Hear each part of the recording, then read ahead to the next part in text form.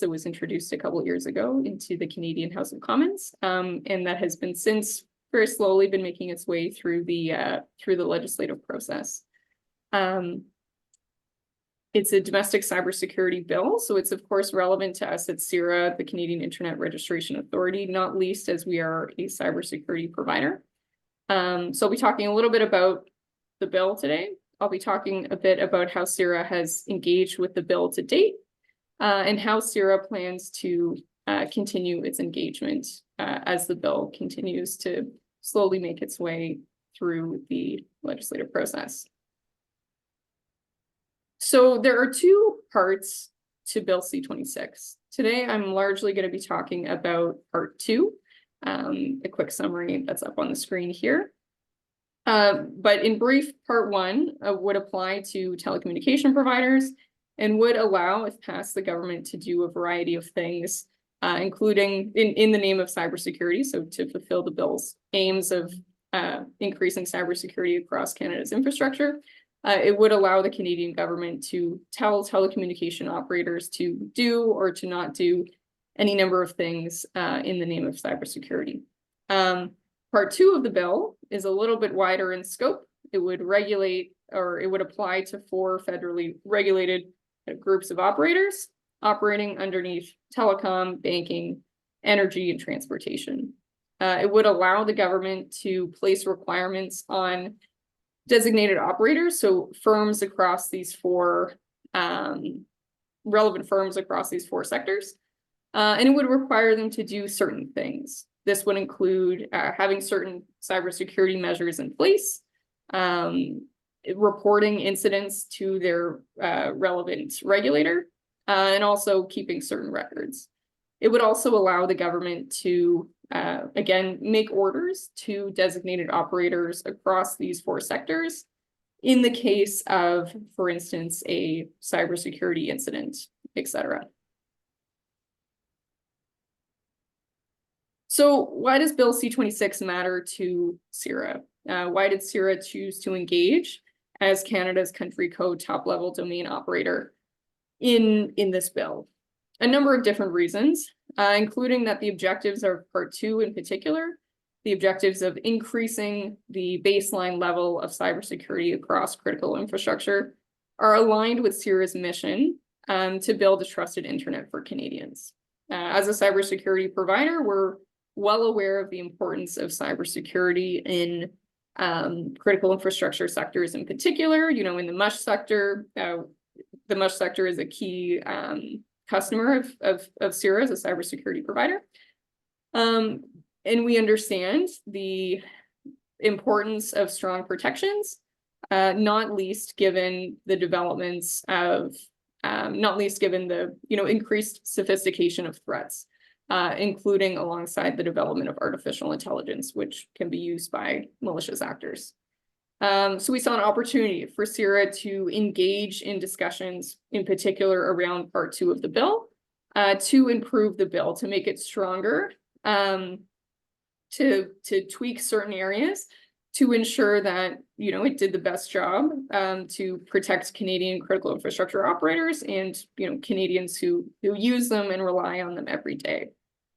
This is also, of course, a thought leadership and product awareness opportunity as well. So what are CIRA's concerns with part 2 of Bill C-26? So of that second part of the bill that seeks to raise the baseline level of cybersecurity across critical infrastructure operators. There are 3 kind of issue areas that we identified when analyzing this bill.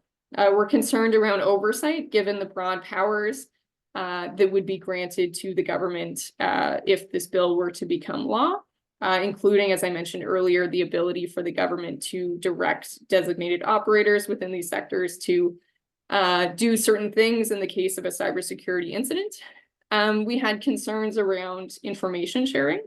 So as part of this bill, certain information would be pulled or would be pulled into the government as part of this, the reporting requirements, the cybersecurity program requirements, as well as the order-making powers.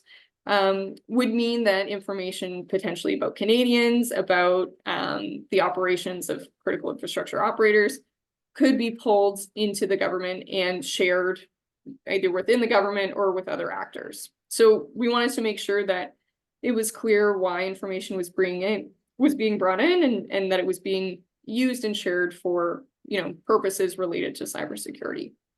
And finally, we had some concerns around transparency. So as a cybersecurity provider, we certainly recognize that proposed cybersecurity directions are that there's a level of secrecy, let's say, that's important in matters of national security and public safety. But we also recognize that transparency is important to foster trust in the bill, both on the part of Canadians as well as the part of designated operators. So these were sort of the three issue areas that came to light as we analyzed the bill and we decided to get involved. So when engaging in this debate about Bill C-26, which again is currently being studied by the relevant House of Commons committee, we put forward three different recommendations. We proposed, on all of these recommendations were targeted to addressing these concerns that we raised. We proposed an additional oversight mechanism, which should be added to, an additional oversight mechanism, which would add an additional layer of oversight in the issuance of orders under Part 2 of the bill. So that means that if the bill is to become law and the government is able to, or is granted the power to order critical infrastructure operators to do or not do certain things in the case of a cybersecurity incident, our proposal is that there should be an additional layer of oversight or an additional review by the clerk of the Privy Council office, as well as the Deputy Minister of Justice, to ensure that those orders meet, are sound and made for appropriate purposes. We also put forward a recommendation around information sharing.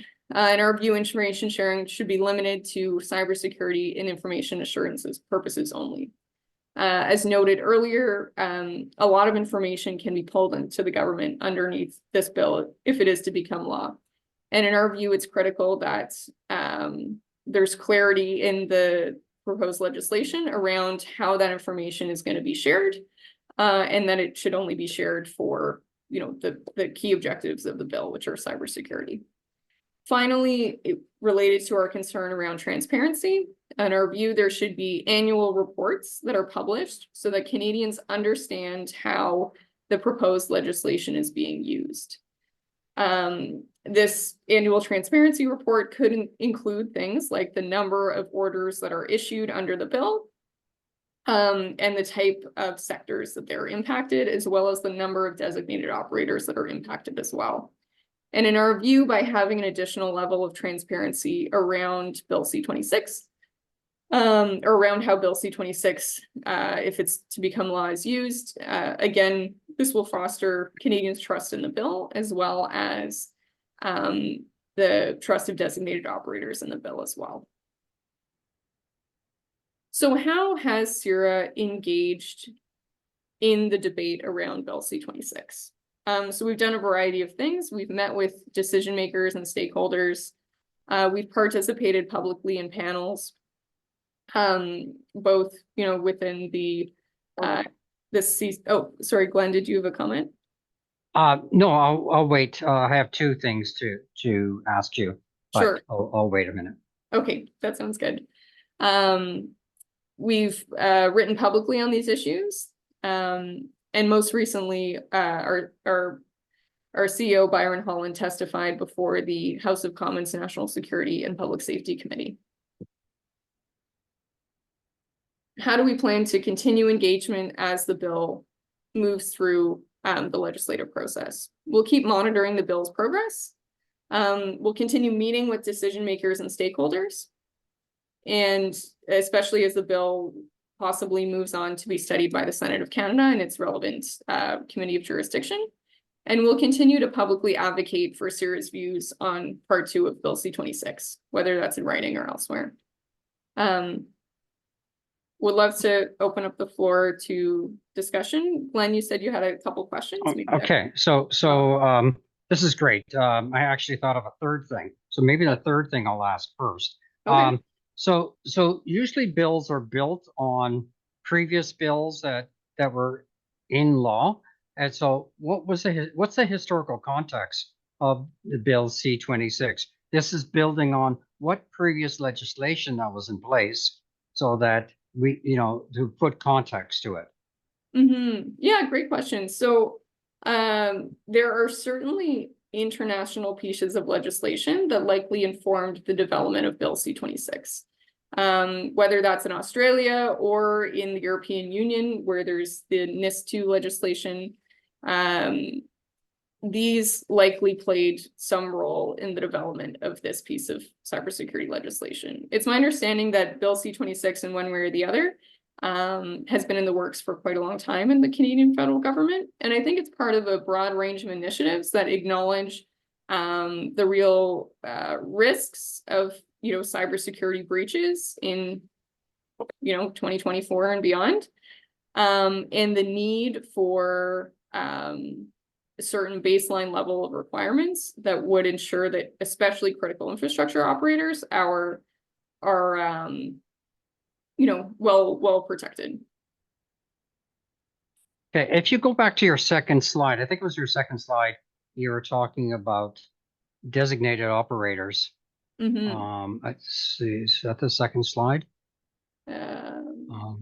This one? Oh, I think it was, yeah, this was slides 3. So you state here, would enable the government to place requirements on a designated operators of critical cyber systems. Now, let me ask you, because my impression working with IEEE and various different presentations I've seen on cybersecurity, especially around hydroelectric plants or nuclear plants, there's a level of security and a level of reporting, especially with insurance companies.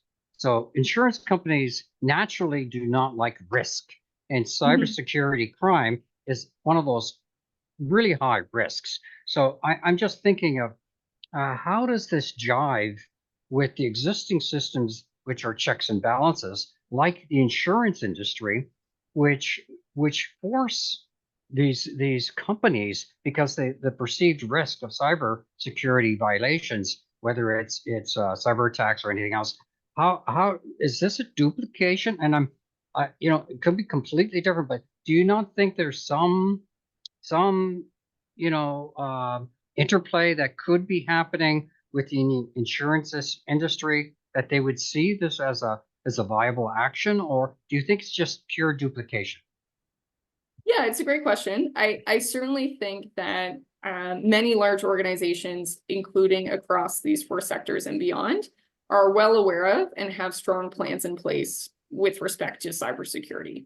Insurance, banking, telecom, energy and transportation, these are folks who of course have a strong understanding of the risks at play and act to protect themselves accordingly. Nonetheless, in our view, it's important that there be a baseline to ensure that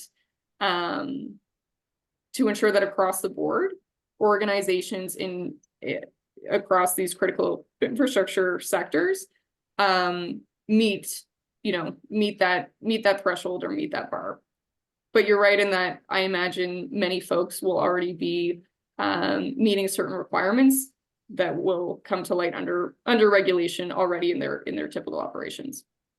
So if I may, yeah, go ahead, Bill. Thank you. The other fact would be some of those involved in these things may be, for example, government entities which don't have commercial insurance. They're effectively self-insured with the government insuring itself. And so they're, I don't know how things are in Canada, but here some of them are a little bit weak on risk evaluation, shall we say.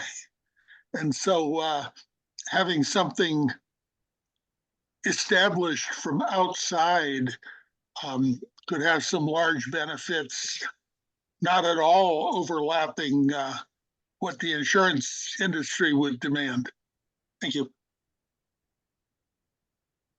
I think that's right. I think in our view, is that a rising tide lifts all boats. Like, even though there might be a level of redundancy in some folks' programs or existing operations due to insurance or other requirements, it's crucial that all organizations across these sectors meet that threshold or meet that baseline. Who, based on the legislation, and it's obviously the government favors this. They've actually created this bill and are great advocates for it. But which sector has been the most critical on this? People with privacy concerns, or people who are libertarians that are worried about government overreach? Where is the pushback on this type of legislation? Yeah, that's a great question. So certainly there's been a wide variety of groups that have engaged, both from the sectors identified here, as well as external, civil society groups and other interested parties who have views on the extent to which this bill, engages with, in the case of civil society groups, a range of different rights, right? Whether it's privacy, freedom of expression, or privacy in particular, apologies. These are issues that have come up as a part of the discussion around this bill. And how are those? Has the bill been refined to take their concerns and anxieties into consideration, or is it just being pushed through carte blanche?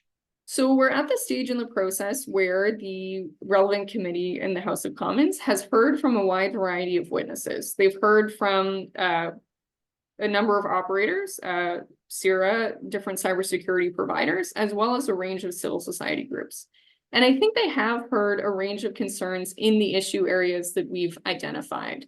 Those issue areas of oversight, information sharing, which of course has some overlap with privacy, transparency. These are the sorts of issues we're hearing from a range of parties. And the committee has also heard from public servants who played a role in drafting the legislation.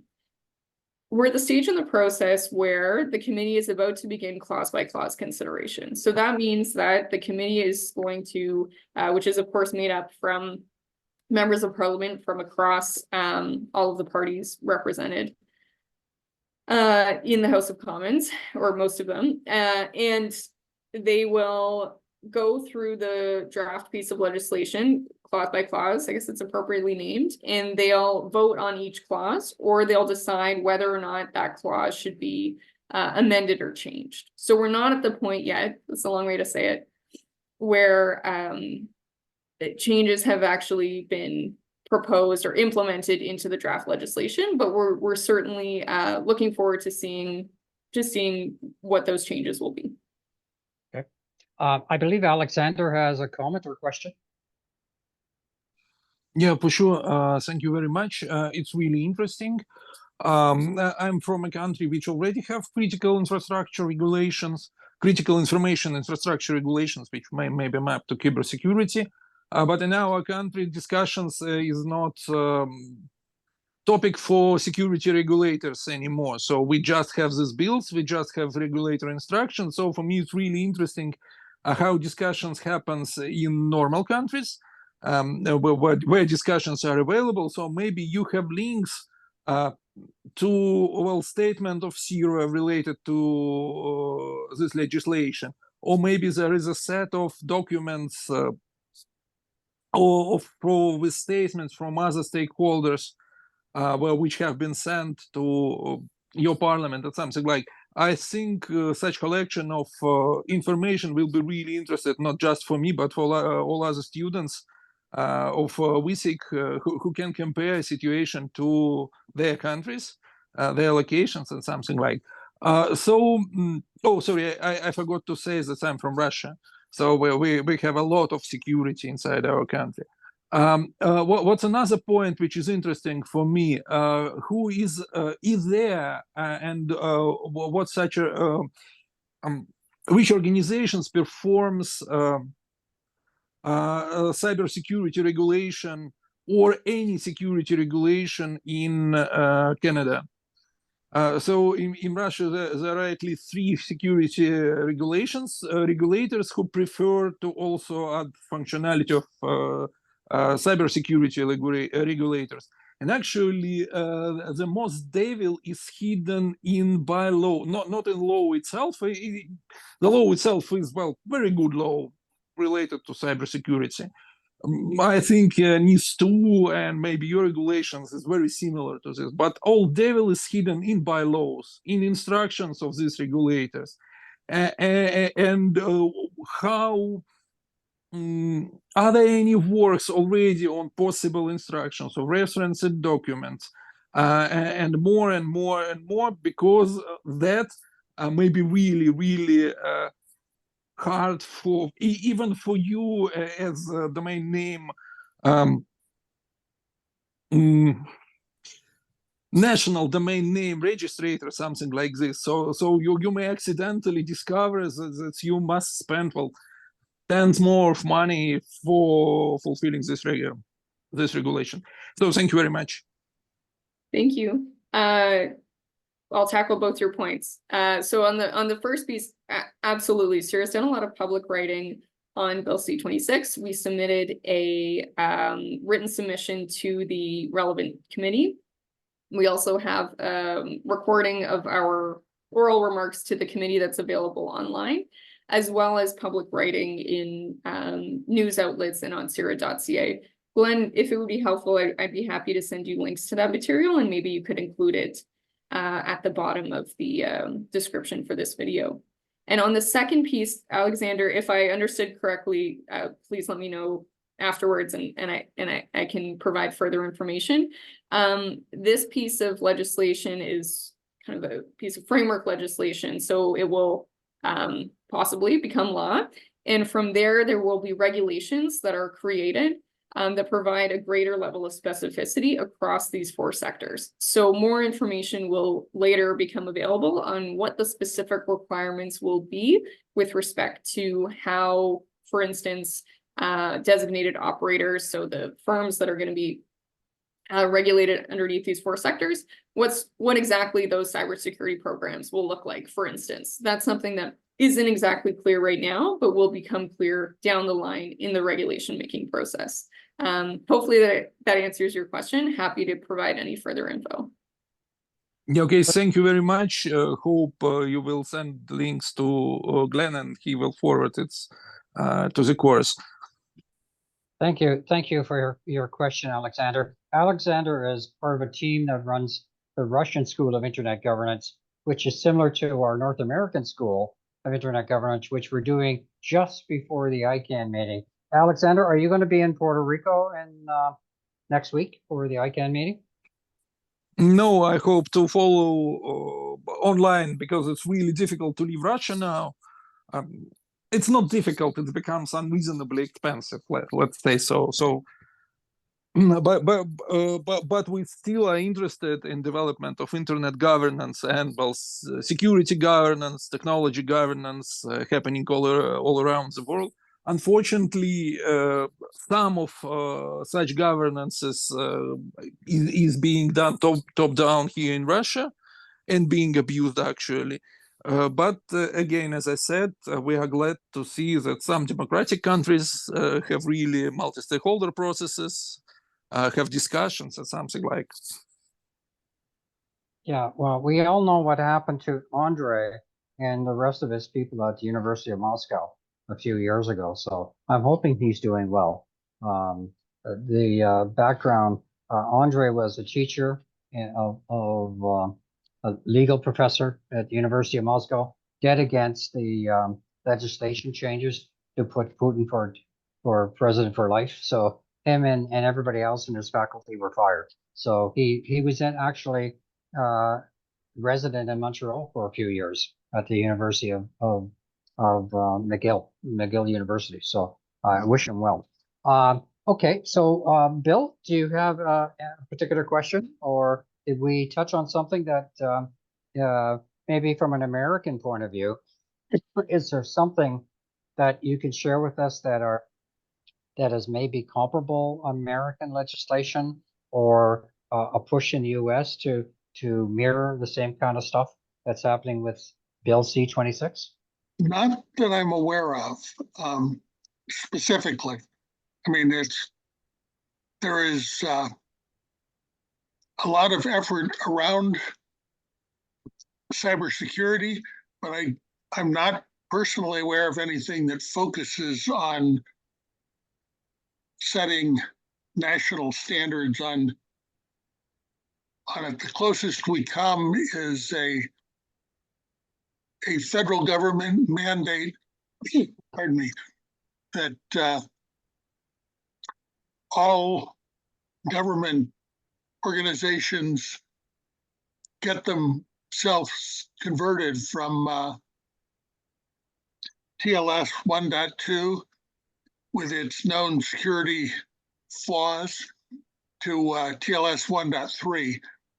But that's the only specific item I'm aware of, and that's far short of what's being talked about in this bill.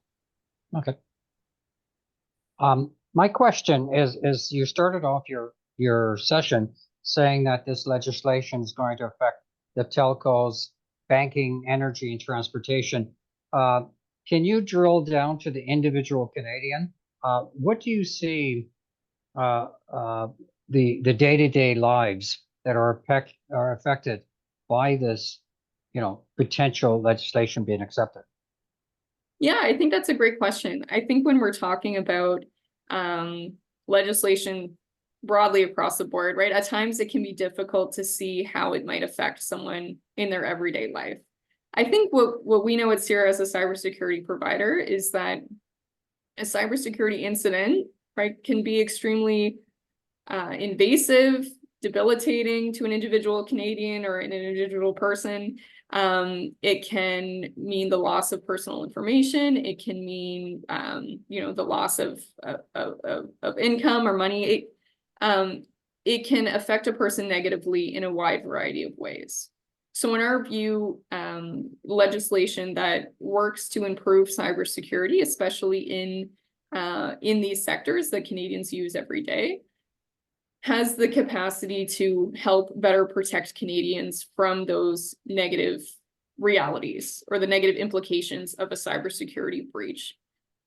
So we know, and we know, right, that cybersecurity incidents are very common. They're prevalent. You could see them in the news every day, whether it's in Canada or whether it's in the US or elsewhere, and that these attacks are becoming more sophisticated. So if, in our view, this piece of legislation, and in particular, with amendments such as those we propose, would help mitigate those risks to everyday Canadians. Okay, because I guess the allegation of Big Brother, thinking of 1984 as a harbinger here, that those that are see any kind of overreach of government as a problem in terms of people's liberties and online freedoms, I assume. But I'm not an expert in this. I'll be watching it very carefully. Timelines wise, do you have any prediction when this will become the law of the land? Mm-hmm. And so and to speak to your earlier point, I think you're certainly right in that it's a balance, right? When we're talking about cybersecurity, national security, public safety, it is a balance between transparency, but also acknowledging that there is a level of secrecy that's required in matters of cybersecurity. It's a balance between information sharing within the government, let's say, which could help mitigate cyber threats, against making sure that Canadians' information, for instance, isn't shared inappropriately. So totally take your point, and that it's always that tricky line of trying to strike the right balance, which we've tried to do here throughout our proposed amendments. In terms of timelines, We do know that the relevant House of Commons committee has spoken with a good number of witnesses. They've spoken with, as I mentioned earlier, operators, relevant public servants, relevant civil society groups, and it's been great to have those folks, you know, have their voices heard on the record. It is not yet clear how long this committee will continue its study of the bill before it moves on to clause by clause consideration. So that will kind of remain to be seen. From there, if the bill is to make its way or to pass through clause by clause, it would then get referred back to the House of Commons and receive third reading. And from there, it may get referred over to the Senate of Canada, where we would kind of go through that same process again. The bill would, you know, get referred to another, the relevant Senate committee, and that committee would go on to call a number of relevant witnesses, potentially many of the same witnesses, to hear views again, and the dialogue would continue there. Okay, I think that's pretty clear. It'll be ready when it's ready. So yeah, yeah, I know it's so tricky, eh? When you're, and even, you know, as an organization who's been following this bill for a long time, you know, there's been times when it seemed like the bill was going to move forward in the legislative process, that it was going to be studied by a committee, but then the committee might pick up another bill or another study, or something else will happen, and things will change a bit. So it's as someone who's been working on this file for a while, it's been interesting to follow it, to learn more about the legislative process. And you kind of have to in some cases just be flexible and roll with the punches, because things can move quickly or slowly. So how long have you now been with CIRA? Because you're relatively new, right? A little bit over a year. Yeah. So when you came in, you went deep in the water. So they threw this portfolio at you. Like it wasn't an easy start. They threw a big policy issue at you. Yeah, we have a great team. So we've been working on it together. Yeah. And certainly, you know, when I started, it seemed like there was more momentum with the bill in the legislative process, and then it receded a bit. And of course, the House of Commons rises over the summer break, so things slow down. So Sure. So yeah, it's been a really interesting experience, and it's been great to work with CIRA's policy team on this. That's great. Maybe I can request, one sec, Bill. If there's any papers or any recordings of any sessions, maybe at to IGF Canada or anywhere that could add to the supplementary information as background on this topic, I'll add it to the course as a case study. So if you have anything, Sabrina, that would be great. Bill, did you have a question? Yeah, I think one of the not always explicitly acknowledged challenges in this whole field is the difference between the deliberate, shall we say, way that legislatures and governments generally move, and the rather much faster, let's go with that, the much faster pace in which technology evolves. And so it's hard to not end up with, well, we finally just passed this great bill to deal with X, and that's all great for technology that's more than 3 years old, but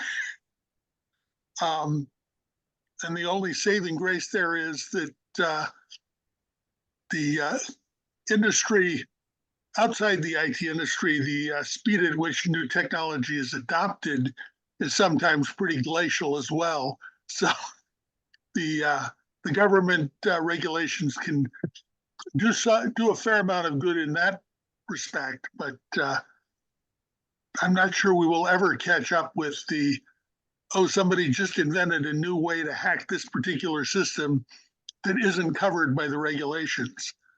Yeah, Bill, I think that's such a great point, and isn't that always the problem with, you know, whether it's cybersecurity policy or legislation or you know, technology policy broadly, is that it's a bit of an uphill battle. this technology is constantly evolving. We're seeing new cyber threats, new sophisticated ways that malicious actors are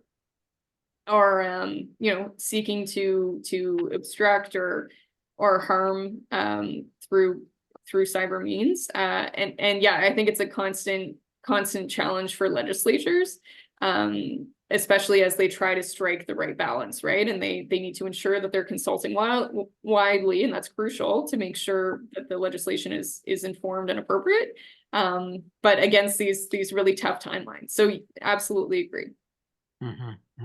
Yeah, it's like a game of whack-a-mole. You're whacking these, and another one pops up and another one pops up.